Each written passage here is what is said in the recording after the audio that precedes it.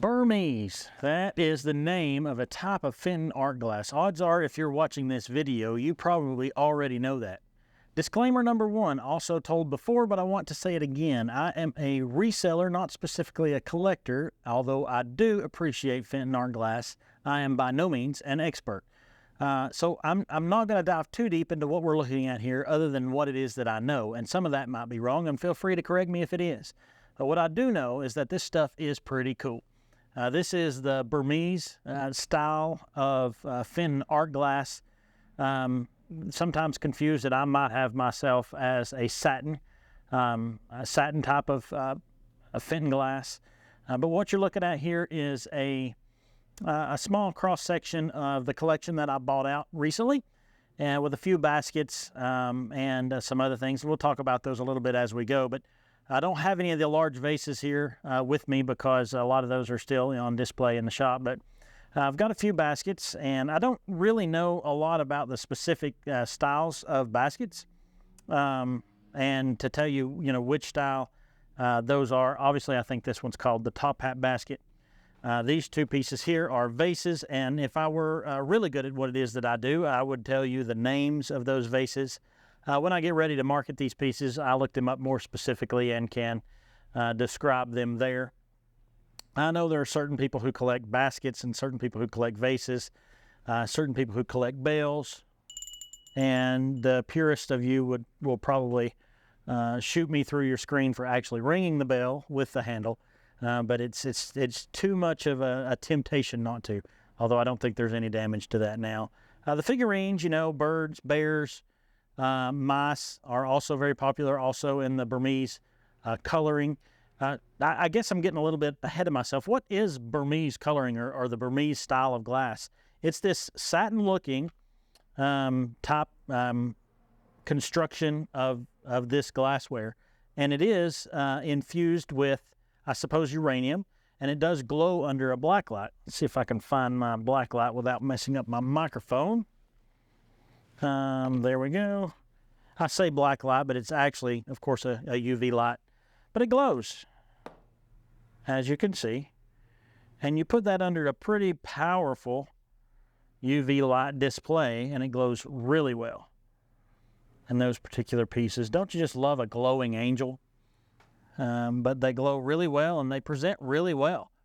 And there has recently been a resurgence. If you look at some of our other videos, there's been a resurgence in glass collecting because of glass that glows. The younger generation, if you will, really appreciates a display of glowing glass, uranium glass, Vaseline glass, which, by the way, just because it glows in the Fenton line does not make it Burmese. This particular piece here is the horn of an Impernier, topaz opalescent Vaseline, and it also glows really well, but it's not the satin-looking Burmese that we're highlighting tonight. So there is a difference. And I'll also take a moment to highlight some things that I do know about this particular Fenton glassware. This is hand painted. Along with these hand paintings, most of them are signed on the bottom. As you can see here, this one says hand painted by S. Waters. I'm not familiar with that artist. There's some more noticeable than others. This one says it's also signed by Thomas Fenton, which, it's also numbered. If you'll notice here, this particular piece is signed by Thomas Fenton, dated and numbered, which makes it more valuable. The original price sticker is still on this piece at $179. I imagine it will probably demand a little bit more of a premium than that if at full retail. This is a bunny on nest, kind of like a hen on nest. A lot of people like those. All of these are hand painted and signed. This is a fairy lamp. I'm sure you know, but a fairy lamp is a two-piece, maybe three-piece, depending on which piece it is, but it comes made so that you can put a small, like tea candle in it, and it will light up. This one is painted on the inside. This one is of the nativity scene motif. It comes in an entire collection, and you can get several pieces that are a part of that nativity scene. I have several more that are a part of that set. I'll probably sell those in their entirety. One thing that I'd like to make mention is that, and I didn't know it until I was studying for this particular piece, but there's what's called handler's marks on these baskets. And I thought it was really cool because when these handles were made, the particular individuals who made them stamped their own design in these handles.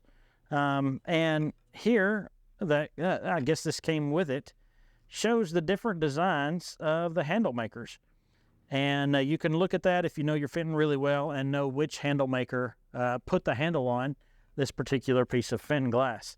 One thing to note that I learned at an early age is that you never pick these particular pieces up by their handles, because the handles can sometimes be fragile and will render them valueless if the handle comes off. So again, I think I've pretty well touched base on about everything that is a 101 type section of the Burmese Fenton glassware. I've got several more pieces. I'm going through that huge collection that we bought, and it's interesting to see these. Just love the way that it glows. Some of the big vases sell really well. We've got some more of those. But anyway, if you've got any questions or you see anything that you'd like to maybe purchase, or you're looking for something specific, if I don't have it, I know a lot of Fenton collectors, and we may be able to get the right piece into the right hands of the people who need it. So anyway, EJ here from the back porch with Burmese Fenton. See you later.